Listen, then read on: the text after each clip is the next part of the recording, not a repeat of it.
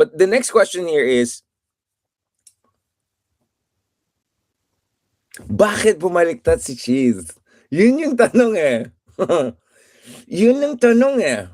Kasi remember, yung Duterte minus 2, pugante na yung isa, kulong na yung isa, di ba? So basically, the justice system took care of them. So the big question was, the next one, or the next ones, dalawa, tatlo, at least, or actually apat kasi may isa pang ICC. Is this gonna be them being taken down because of filing of cases by the Ombudsman Office or enforcement of yet another ICC warrant of arrest, or even a combination of both? Hindi ko sinasabi go na yan, ha? Hindi ko sinasabi go na yan. You never know kung go na yung bagong ICC warrant of arrest. Pero baka G na yan, go na yan. But you wonder, ingat talaga ako dito, yan ang problema eh.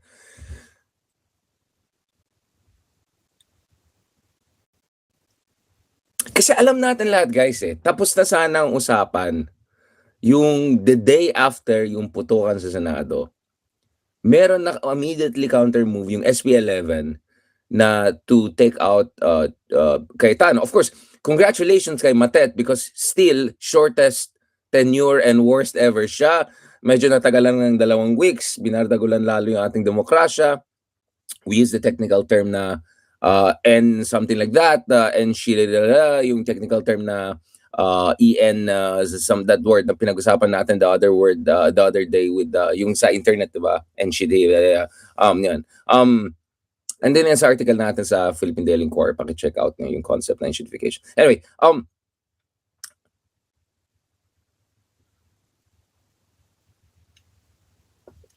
ang hirap kasi mag-live eh. Parang biglang ngayon lang ako. No, I mean, okay, let's ask the question, guys. Meron bang kapalit nun? Because, ito na, real talk na tayo. Tama na yung mga pakit, pabebe na yan. Pabebe naman tayo. Ito, may kapalit ba? Because ang babantayan ko ngayon is, will there be cases filed against Jesus Cordero? Right? Will the ombudsman say anything about him at all? Curious ako because according dun sa ibang reports, according dun sa mga leak na political reports sa mga others, tapos na sana usapan just few days after, di ba? Tapos na sana usapan yung few days after Cayetano became the Senate President. In fact, literally right after yung stage na putokan or whatever na nangyari doon sa Senado. And the only reason hindi nangyari is because Cheese was insisting na siya ang bumalik bilang Senate President. Reportedly. I'm not saying any vehement denial of that. Show me if there's any vehement, credible, authoritative denial of that. Sige lang, okay lang, wala akong problema. Pero, sa pagkaalam natin, ngayon, guys, dapat sana tapos ng usapan yung isang week pa. Pero hindi nangyari yan because si Cheese, pinipilit niya siyang Senate President. At ito pang interesting, si Cheese pa daw may baon pa na 4 pa. So parang 5-in-1 package. So you can guess, siguro Jinggoy kasama doon pero too late na for that. Baka yung dalawang magkapatid. I don't know. There's some suspicions in yung 4 to 5 na yan. Pero ang tanong dito guys is, bakit in-insist ni Cheese na siya yung Senate President? At yun yung nag-frustrate ng efforts to correct it and end itong tyranny of majority na makasuhan na Duterte na yan. So, automatically, mag-iisip ka, saan kumuha ng confidence yung SB11 na mag-walk out nung una, next thing you know, sila lang mag-walk in next day. Kasi guys, I'm sorry. I'm having a hard time, parang nahihirapan ako na maniwala na completely spontaneous lahat yan eh. Guys, yung nakikita natin dyan sa TV, sa mga statements, even sa mga chismis, mga nalilik, that's just the surface eh. For sure, ang dami nangyari mga chismisan. Kami nga lang nila Ronald Llamas gana, dami namin chismis behind the scene eh, na hindi niyo narinig. Ang problema lang kay Ronald is, sinasabi niya openly dun sa mga kabilang show. So, wala rin. Wala rin yung, yung saysay. O minsan, sabi niya, secret yun ha. Tapos pagtingin ko sa YouTube, sinabi niya pala dun sa kabila, ibang klase. But anyway, dun sa may ibang kasama, hindi ko na masabi mga pangalan. Baka ma-leak yung ating, ma-leak yung ating, Wait lang, nagtatanggal lang ako ng mga kawawang troll na to.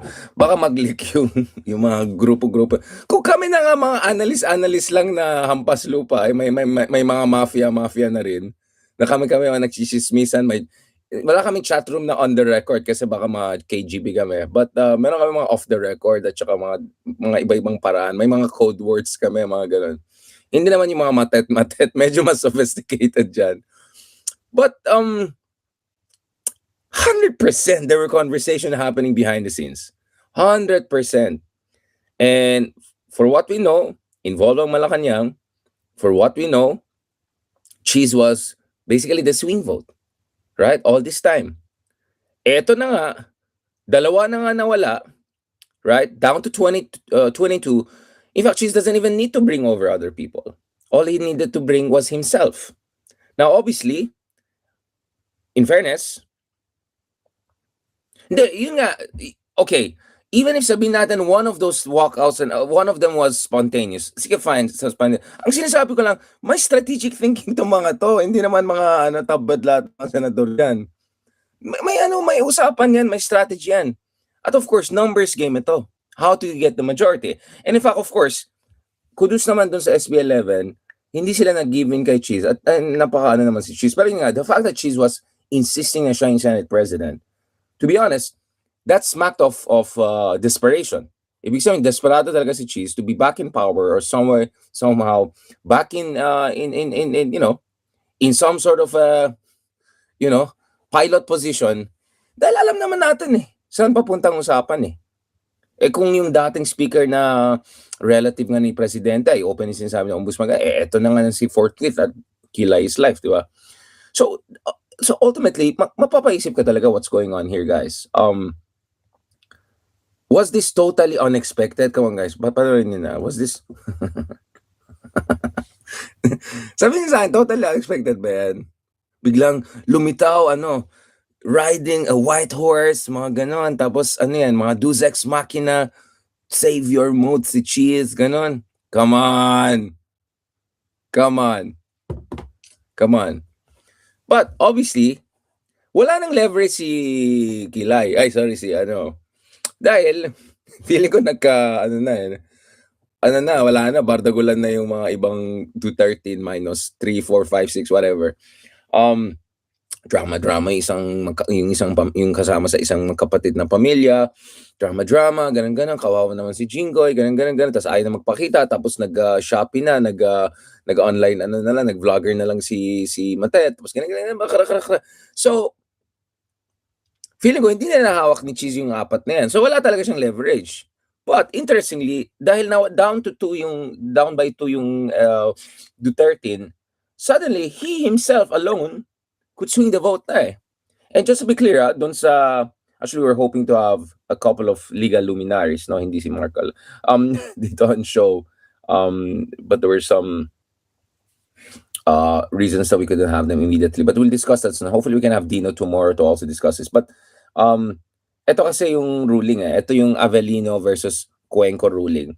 Tsaka yung precedence ng 2015, guys, kung saan actually you don't need yung 24. Hindi mo count yung 24 to get the majority, diba? In fact, I think it was at some point down to 15 or 17 lang. And then yun yung total count and then nagkaroon ng quorum and majority. So, actually, Senator Gatchalian also explains this kanina, citing also itong Avellino versus Cuenco case, no? To explain bakit 12 lang kailangan, hindi na 13. That we are compelled to call the session to order today. After the Senate adjourned on May 26, 2026, session was scheduled to resume on Monday, June 1, 2026, and on Tuesday, June 2, 2026. But the former Senate President failed to appear in both instances. Further, Article 6, Section 16(5) of the Constitution provides that neither House shall, during sessions of Congress, adjourn for more than 3 days without the consent of the other House. The Senate has been adjourned and unable to resume session for the past 2 days, placing us on the brink of constitutional violation had we not convened today. Thus, in the absence of a duly consulted postponement and the Yun kasi. continued absence of the former Senate President pro tempore, and members of the majority, we are compelled to call the session to order. The quorum of 12 is based on majority of 22 senators, over whom jurisdiction can be obtained by the Senate. This is in full accord with the ruling of the court in Avellino versus Cuenco, that an absolute majority of 12 out of the 23 members can constitute a constitutional majority of the Senate for quorum purposes. And with precedent, specifically the May 5, 2015 session, where the quorum was based on 17 available senators, with 7 others beyond the Senate's coercive jurisdiction. Cheat on him, everybody. Ladies and gentlemen, So, you can actually check this out, no, yung ruling nila, tsaka yung precedents, no, kasi all the way back, parang immediate post-war years, there was a Supreme Court ruling of 6-4 against a petition, no, by one of the senators with respect to dito sa issue ng quorum. So, I think without prejudice to the promulgation of more extended opinion, this is now written briefly to explain the principal grounds for the denial of yung petition na yan.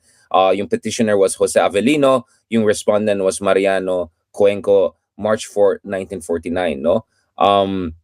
Ito yung Senate session, no, noong February 8, 1949, Senator Lorenzo Tañada requested that his right to speak on the next session day, February 29, 1949, to formally charges against then Senate President Jose Avellino be reserved. His request was approved. So dito kung makita mo yung konteksto ng quorum, how to count quorum, whether this counts or not. So I suggest you guys check this ruling and also yung mga susunod na mga major developments, including the one that was cited by the good senator. So we'll hopefully have some legal experts to also break this down in the coming days.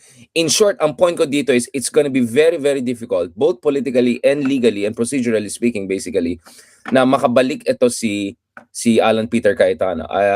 Mahirapan talaga siya. By the way, nasaan ba si Alan Peter Cayetano?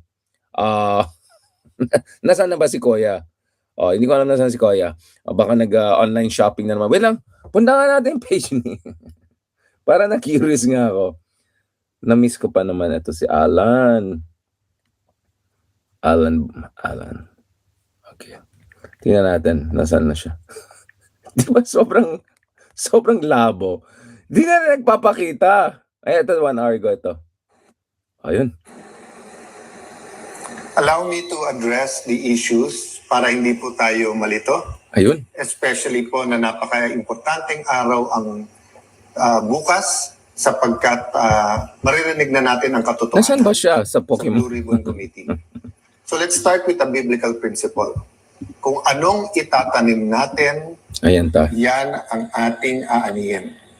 Mula sa ating pagkamusmos, di ba? Elementary pa lang, tinuturo sa atin yan. Kung anong ating itatanim, yan ating aanihin. Alala ko pa yung commercial nung 70s. Kaya nga nakulong yung iba, di ba? At saka makukulong yung iba. So, yeah, I agree. So yung commercial na yun, may nagtatapon ng basura, bumaha. Pumasok ulit sa bahay nila yung basura, kasama yung baha. So ang flood control scam ay hindi nangyari by its own, by itself, no? Hindi to nangyari na aksidente lang, no? It was a combination of greed, opportunity, minds who put their minds together and said, kayang gawin to. Galing eh. Alam na alam We will talaga. not be able to stop corruption in our country until we know the truth, we know how to stop a problem, Truth warrior! know how to reform. Truth warrior na pala si Alan Peter Cayetano. Maniniwala ho ba kayo na ang mastermind Maniniwala. malaking Sige. corruption scam sa buong history ng Pilipinas ay panay oposisyon ang gumawa? Ayun. Napakagaling naman po pag members ng opposition ang gumawa. Parang gusto kong panoorin Robin Hood Padilla. Na samantalang mahigit 2 taon na nangyayari. So we started, the majority and as Senate President, we started diplomacy po talaga. Wanted to work together. Number 1 priority is the economy. Number 2 po, Diplomacy? impeachment. Ano ka, foreign affairs secretary pa rin? Pero kasama po yung ating priority, yung mga flood control issues at iba pang mga scams na Grabe mo comment.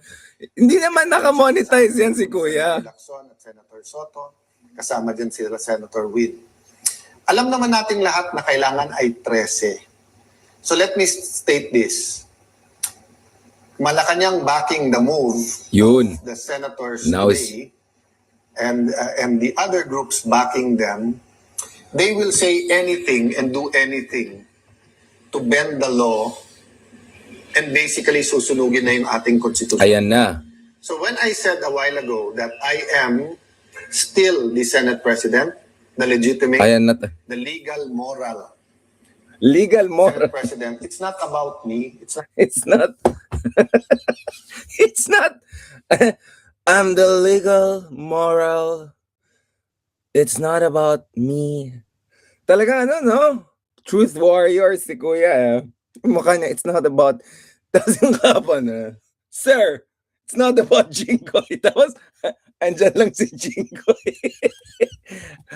It's not about Jinggoy. Parang wala kami pakisyan sa kay Jinggoy na yan. It's not about Jinggoy. Wait, this is about the Senate, the sanctity of our institution. It's not about me. It's not about Senate. Ayan. Ayan tuloy. Ano bang peg ni Kuya? Government in exile? Ano bang mode niya? Magano siya? Mag-revolutionary government pa si Kuya? It's not about me ka bang nalaman? Ay nako, gosh, guys.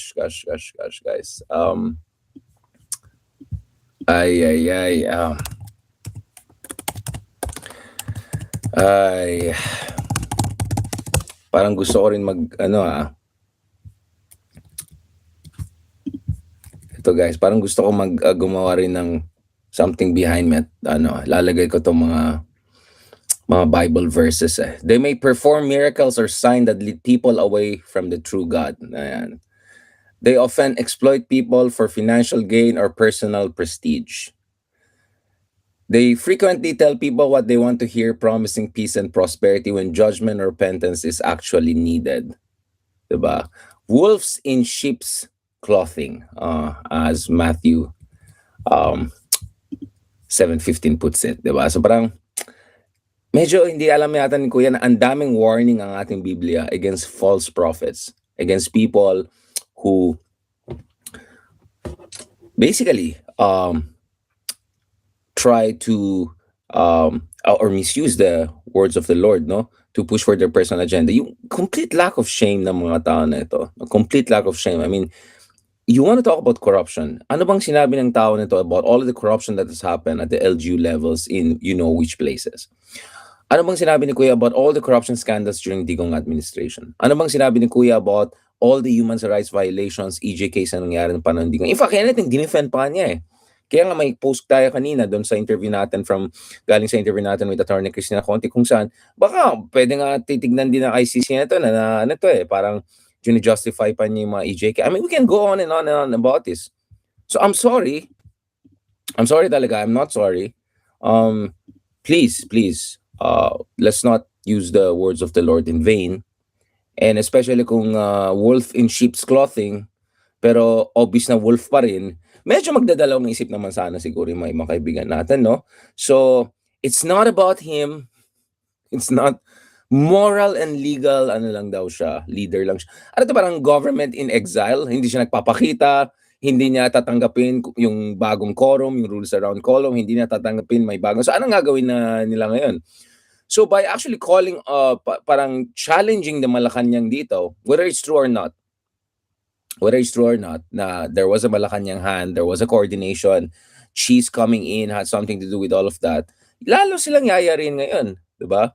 And obviously guys, mahalaga itong pinag-usapan natin ngayon because soon, sa isang banda, magkakaroon tayo ng clarity whether kakasuin na rin si Joel, kakasuin na rin yung mga ibang members ng X-Do13 minus 4, 5, 6, 7, 8, yung magkapatid pa na isa, pwede rin titignan yung ano nila. Alam niyo na, mahabang usapan yan. Hindi ko na sa mga solar mom, yung mga ganun. Basta yung isa naman, mahabang usapan. Siyempre, magkapatid sila niya, no? So medyo komplikadong usapan yan. But, aside from that, guys, let's not forget, the reason why also, sobrang binibigyan natin atensyon ng pansin itong Senado na ito is precisely because we are wondering ano ang mangyayari sa trial ni Sara Duterte. Kung hindi magpapakita yung ex-Duterte na yan, right? Kung mag-government in exile mode drama itong si Kuya, di ba? At yung mga kaibigan natin na wolf in sheep's clothing na mukhang wolf pa rin, ay magdadrama, magaganon, ano nang mangyayari sa ano natin, di ba? Ano nang mangyayari sa Senado? At anong mangyayari sa trial ni Sara Duterte? So guys, wag tayo magpa-distract dito. Eye on the ball. We have to make it clear na this was a legal, lawful, sige na nga, moral move dahil kailangan natin iligtas ang ating demokrasya, ang ating Senado. This doesn't mean na perfect si Sherwin or perfect lahat ng SPL1. Of course not. Si ano pa lang, di ba? Magtitito moves pa tayo dito. But nevertheless, meron tayong minimum, may floor tayo, and below that, unacceptable na talaga yan eh. Above that, unfortunately, that's democracy. We have to accept. We have to be open and tolerant for all sorts of variations on the theme. And even sometimes divergence and all. But ito talaga all the way down eh. So, kailangan natin ayusin yan. Stop the hemorrhage. Save the patient. Keep Philippine democracy in the Senate alive. Work it from there. Pero yun nga sa akin guys eh. If after itong Jinggoy, Bato Pugante, itong Cayetano shortest tenure, whatever, if ang next move correctly is to hold other senators involved in the flood controls. Ay, di ba, ang kapal na mukha nito. Flood control, yung mga ibang membro ng ano niya, directly involved na implicated na. Talagang yung shamelessness. Kaya nga wolf na akala niya sa sheep's clothing, pero obviously wolf siya sa atin lahat. Obviously, kitang-kita naman natin. So, hindi ko alam, medyo next level ito eh, di ba?